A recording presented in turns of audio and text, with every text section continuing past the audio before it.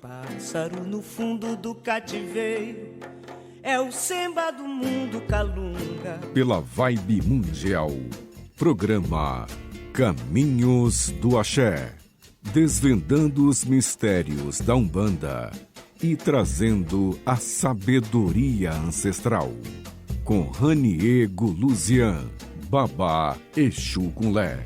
Quem me pariu foi o ventre. Estamos de volta para o nosso programa aqui com o meu babá, Guilherme Berizzutti, com esse papo que tá muito bom, eu tô adorando, pena que passa rápido demais. Nossa, né? tá passando bem rápido. Precisava de umas 12 horas aqui pra gente... É só me chamar de novo que eu venho. Bora, vamos fazer uma sem hora pra cara, acabar. Eu não tenho problema. A gente acabou nem me apresentando, né? Nem me apresentei, nem contei nada. Conta. Bom, eu sou o Babá... Quando o papo é bom é assim. Já foi, né? É, automático. vai. Eu sou o Babá Guilherme, eu tenho 30 anos atualmente. Eu posso ser, né? Pode ser Babá Guilherme ou pode ser Babá Ifabemi, que é meu nome de Ifá. Eu prefiro usar Ifabemi. E eu tenho 30 anos aí de caminhada espiritual, porque como eu contei, né, na outra parte, tô desde a barriga da minha mãe na Umbanda.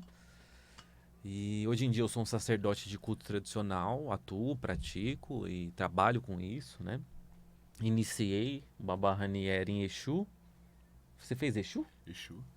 Só aquela vez foi só Exu? Foi. Foi incrível. A gente iniciou o Babá em Exu, depois ele fez Ifá e agora vai fazer umas outras iniciações lá na Casa Mãe. Tomem cuidado, né? E é isso, a gente estamos aí numa parceria faz um tempo já, cuidando da família, do Babá Ranier, do pai, da mãe, do irmão, Babá Lohance. E é isso. Acho que é isso, né? E na sua família, todo mundo foi pro Axé, né? Você contou que aliás, você deu uma prévia que você tentou escapar. Como é que foi isso? Ah, é verdade. É uma boa. Então, cresci no terreiro, né? Entre escola, essas coisas e tal. A minha infância inteira, os amigos que eu tinha, era tudo terreiro. Não tinha amigo na escola. Eu não... Então o núcleo já era muito... Já era tudo ali. Teve até uma vez, cara, que e o terreiro era na minha casa de Umbanda, né? A gente dava atendimento lá, eu ficava lá.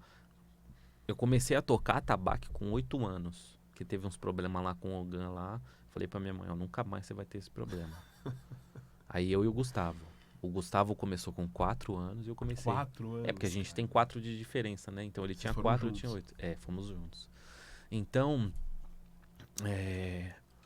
aí teve uma vez que a gente tava em casa, cara, e choveu muito. Sabe aquela chuva louca? E a gente tinha uma lona pra não chover nas pessoas da assistência, que eles ficavam sentados dentro da nossa casa, que era um espaço que cabia, né, 2, 3 carros ali. E tinha o congá e tal.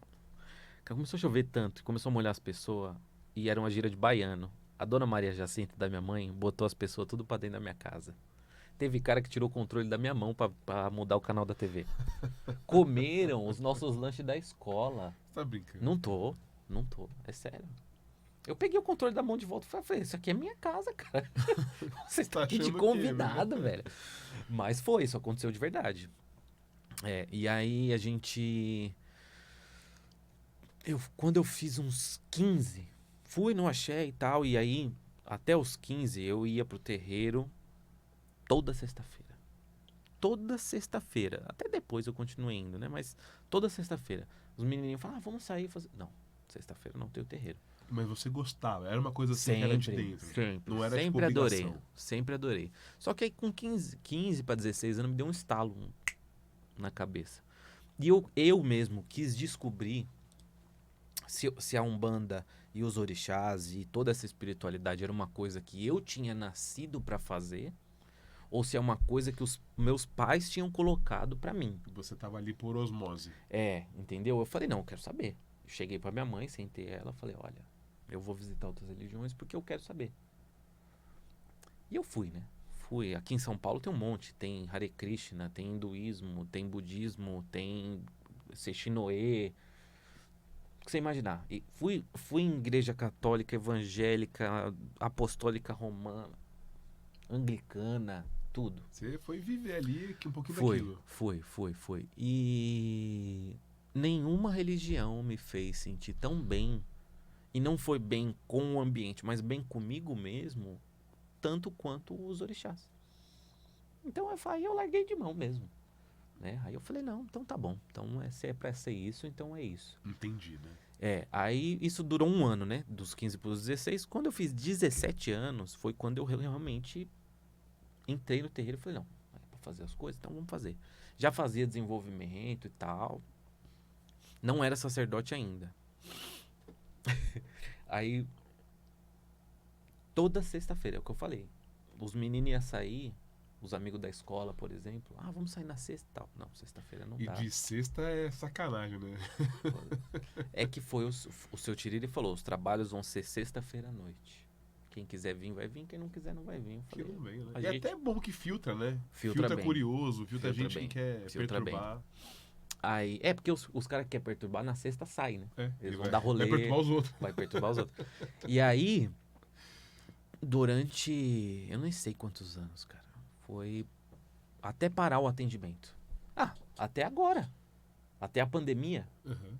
Que a gente parou o atendimento na pandemia. Dos 17 até esse 2020, que agora, foi quase toda sexta-feira. Eu só não ia, porque teve um período nesse período de tempo aí que eu fui estudar à noite, fui fazer técnica de cozinha, então aí eu não ia, não tinha como ir, ia no sábado, porque aí tinha o desenvolvimento e ia no sábado. Mas tinha época, eu vou falar uma coisa pra você, Babá, tinha uma época que eu ia no terreiro. Terça, tinha magia, tinha aula de magia. Quarta tinha desenvolvimento à noite, aí eu tocava no desenvolvimento à noite. Quinta-feira minha mãe dava aula de sacerdócio, tocava no sacerdócio. Sexta-feira, aí o que eu fazia quando eu dava atendimento? Eu tocava no começo da gira, tocava pros guias das pessoas, abria os trabalhos, não sei o quê. Aí eu saía da curimba, ia lá, incorporava, dava atendimento, desincorporava antes dos outros guias acabar, ia pra tocar pro encerramento do trabalho. No sábado eu tocava também, e no domingo a gente ia pra evento de macumba lá do Aldeia de Caboclo, às vezes, pra tocar lá também. Você já tentou contabilizar quantas batidas no atabaque, quantos laroiê você já gritou na vida? É impossível. Impossível. Só se eu estivesse contando na hora, sabe? Laroiê, já marca um ali. Mas é muito, hein? É muito. É muito. Não, eu vou falar uma coisa. A gente sempre, quando a gente tava mesmo assim, ferrenho na Umbanda, ia ter gira de caboclo. Nosso terreiro era grande, tá? Nosso terreiro era bem grande, tinha bastante médium. Teve uma época que a gente tinha no terreiro, assim, no auge, quase 200 médium. Lá naquele espaço lá. Caramba.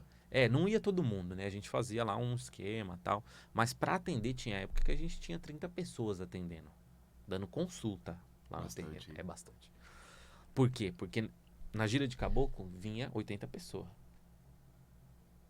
A gente anunciava, semana que vem vai ser gira de Exu e Pombagira. 260 pessoas. Volta no quarteirão, né? 260 pessoas. Não tinha conversa. E de Zé Pilintra? Não, de Zé Pilintra era a mesma coisa.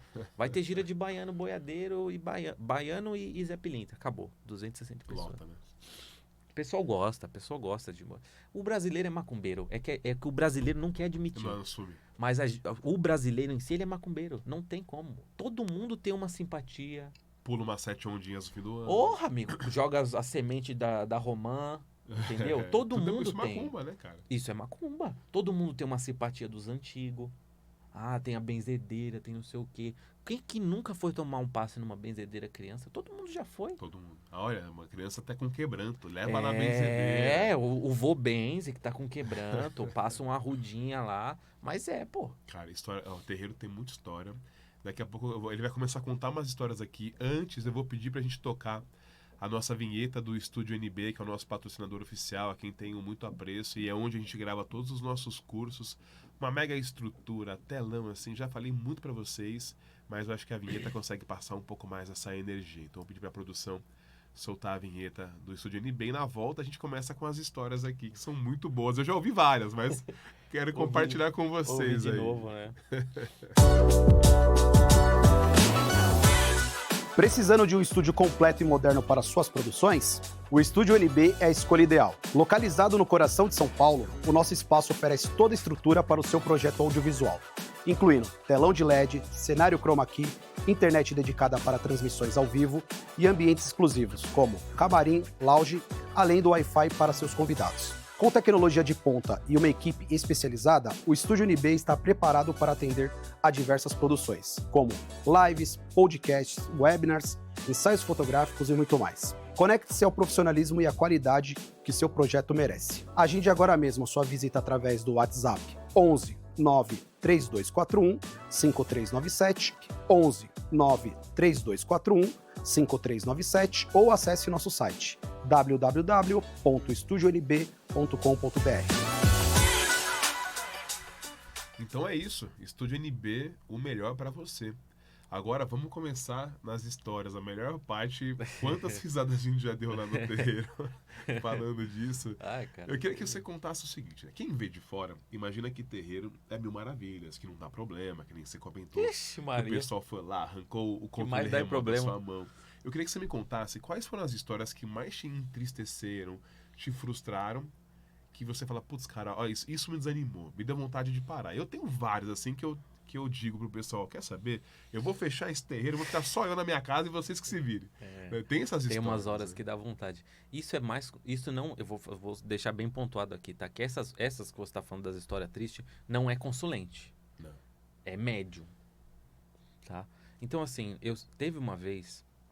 Essa é uma das que mais me deixou assim chateado, porque eu sempre fui uma pessoa muito tranquila. E eu costumo falar pro pessoal lá do terreiro que eu nunca tive ciúmes da minha mãe, né? Porque ela é uma pessoa, sempre foi uma pessoa que em volta dela tinha ali 200 pessoas.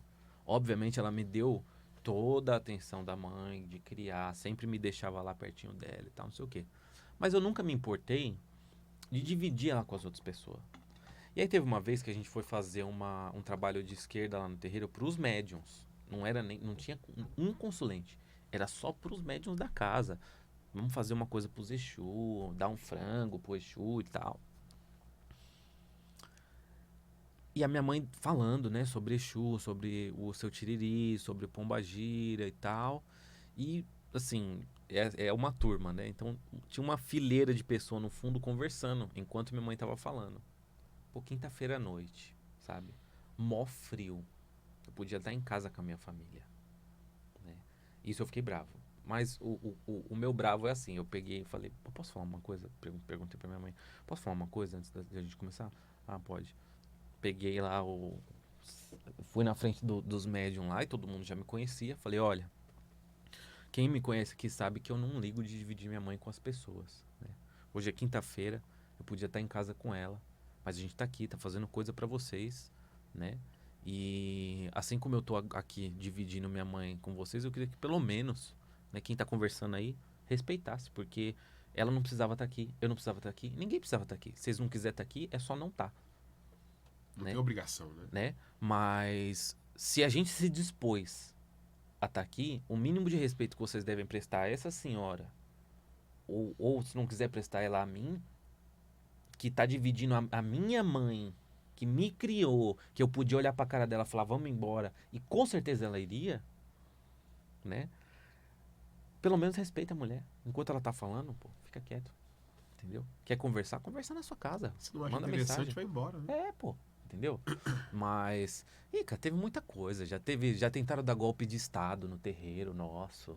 Você tá brincando? Não. O filho lá tentou dar golpe de Estado lá pra tirar minha mãe e ficar com as coisas. Não é possível, cara. Já. Muito louco, né? A gente abriu uma loja, já roubaram a gente. Entendeu? História triste, cara, tem de monte. Infelizmente. Isso é uma coisa que é muito complicado, né? E pra quem tá vendo, não é só no terreiro da Mãe Mônica. Cara, não, isso acontece em milhares de terreiros por aí. É que foram coisas que me marcou bastante. Uma das coisas que me marcou bastante foi quando minha mãe quis fechar o terreiro.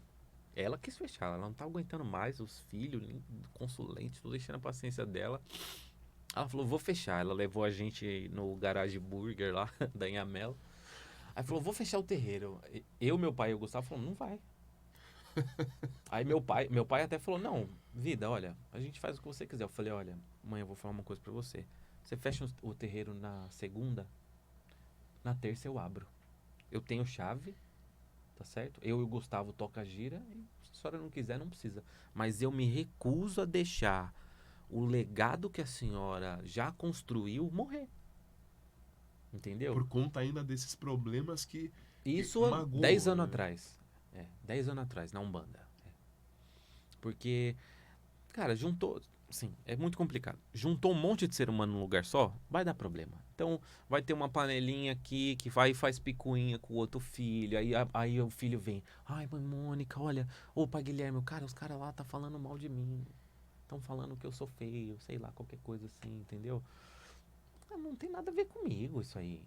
Né? E é o último lugar do mundo, né, que você vê espaço para que as pessoas fiquem de picuinha, com diferença, com É porque milímetro. o ser humano acha que tá na escola. Eu não sei, olha, desculpa falar, mas parece que tá na escola. Tem que educar adulto, entendeu? Eu me recuso, eu sempre me recusei a educar gente adulta. Não tem educação, não tem nada a ver com isso. Eu fui muito bem educado, bom dia, boa tarde, boa noite, aquelas coisas, né? Sempre tranquilinho. Mas eu nunca fui de educar adulto. Até porque, né? O problema é do cara se ele é desse jeito aí. Entendeu? Só que isso incomoda. E tem uma hora que enche a paciência. Vai saturando. Né? Nossa, demais. Não, e o que mais incomoda é a pessoa levar problema pra você que não tem nada a ver com o orixá, não tem nada a ver com o guia, não tem nada a ver com nada. Ela tá tendo um problema com outro filho e você tem que sentar os dois numa sala e conversar, cara. É chato, né? Nossa, quantas vezes eu fiz isso? Teve uma moça que eu falei pra ela, eu falei, é simples, eu mando vocês dois embora do terreiro. Lá no terreiro eu não penso duas vezes, cara. Eu dou 2 avisos. É, No terceiro, eu falo, ó, sinto muito, gosto muito de você, mas infelizmente... Você não tá com a energia aqui a na minha vibe da paz casa. ela é em primeiro lugar. É, não tem como, não. E das histórias boas, assim, aquelas que impressionam, que emocionam, que impactam? Você lembra, assim, algumas que você fala, cara, quando aconteceu tal coisa, que o seu Tiriri fez tal coisa? Olha, das histórias boas, cara, eu tenho uma... O seu Tiriri sempre foi inclusive, Laroia, seu Tiriri aí... Claro, e esse, o Tiriri. Que o senhor sempre esteja nos protegendo, mas... O seu Tiriri, a gente sempre teve uma relação muito especial.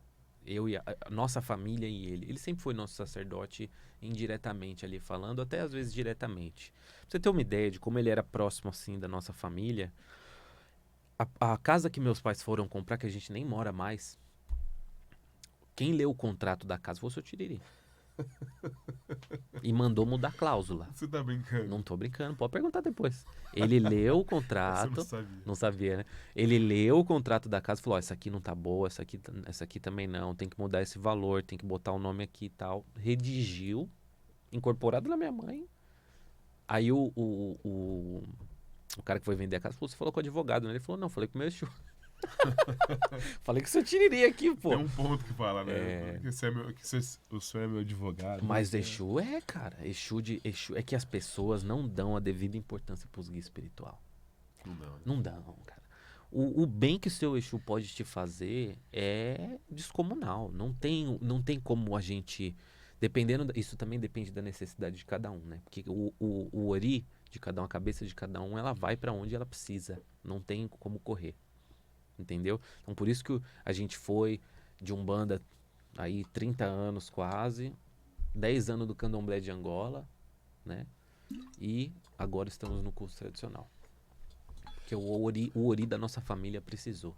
Tem alguma história, assim, que você lembra que foi alguma coisa que te marcou muito, assim, de você falar, cara, quando aquilo aconteceu, eu comecei a olhar a espiritualidade com outros olhos positivos, assim, um fenômeno mediúnico a mais. Olha, eu vou ser normal. bem sincero pra você. Eu nunca, não vou falar que eu tô falando isso porque outras pessoas precisam, mas eu nunca precisei.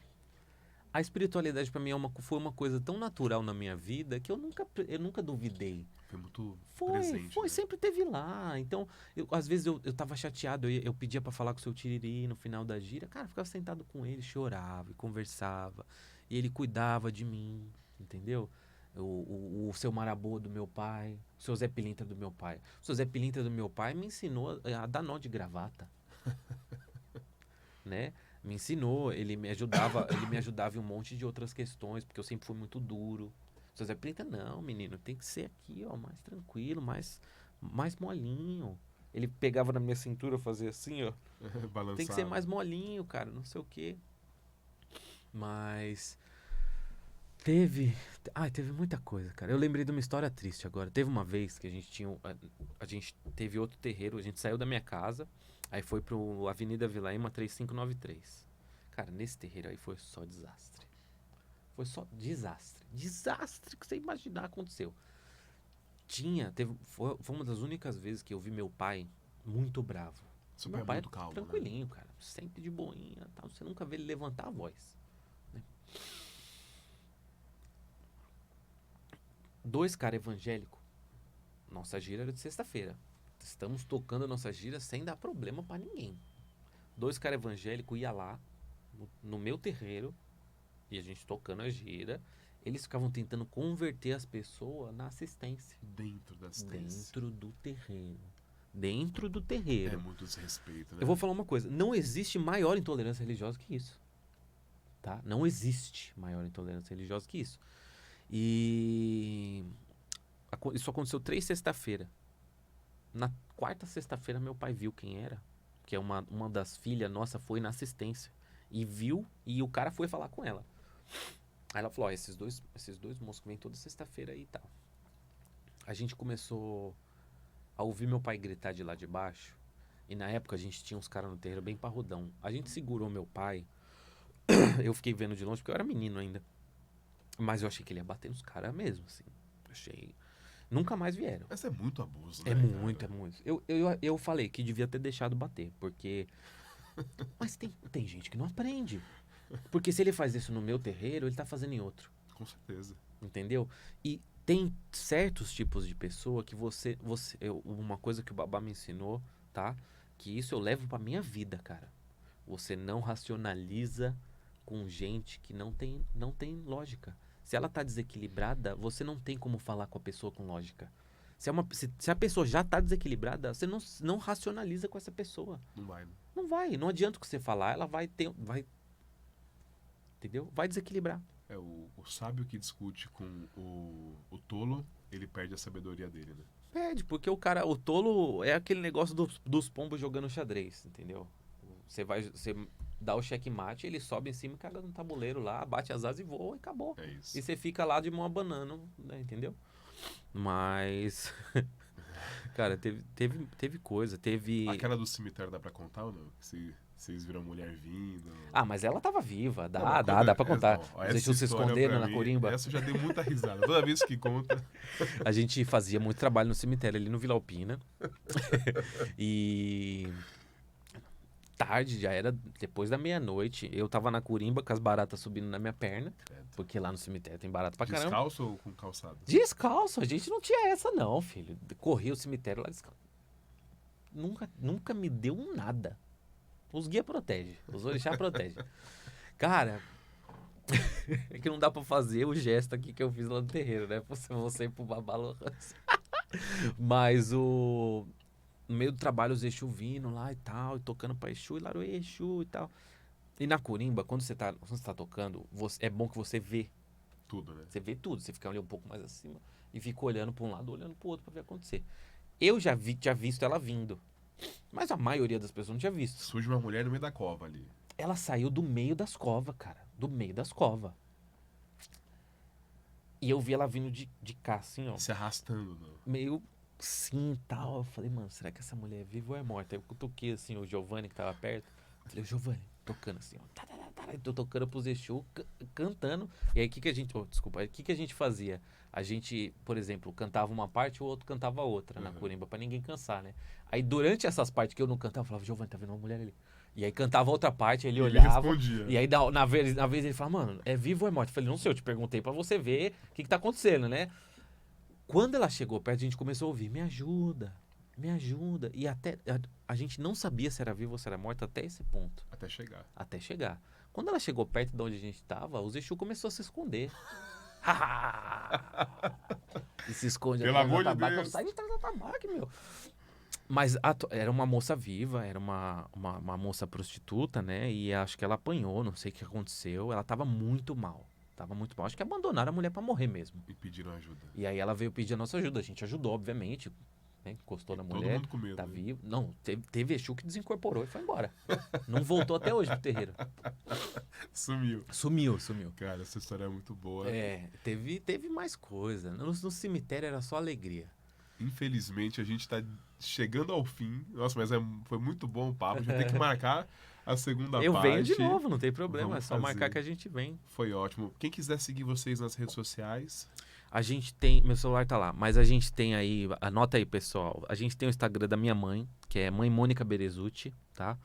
E a gente tem o do Ile Axé Oxuntoqué, que é tudo junto. Ile Axé Oxuntoqué, sem acento, sem nada. Tem o Babá Gustavo e tem o Babá Guilherme, que sou eu. E aí, no Instagram do Ile, tem tudo lá. Todos os sacerdotes estão lá, a gente tá alimentando bem.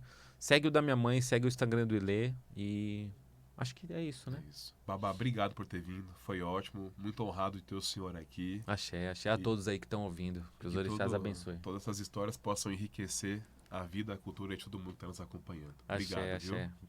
Boa noite? Boa tarde? Bom dia. Bom dia. Boa noite para quem é da boa noite. Bom Boa dia noite para quem é do quem de dia. boa noite, é isso mesmo. Axé a todos. Axé, obrigado. Que noite mais funda, calunga, no porão de um navio negreiro.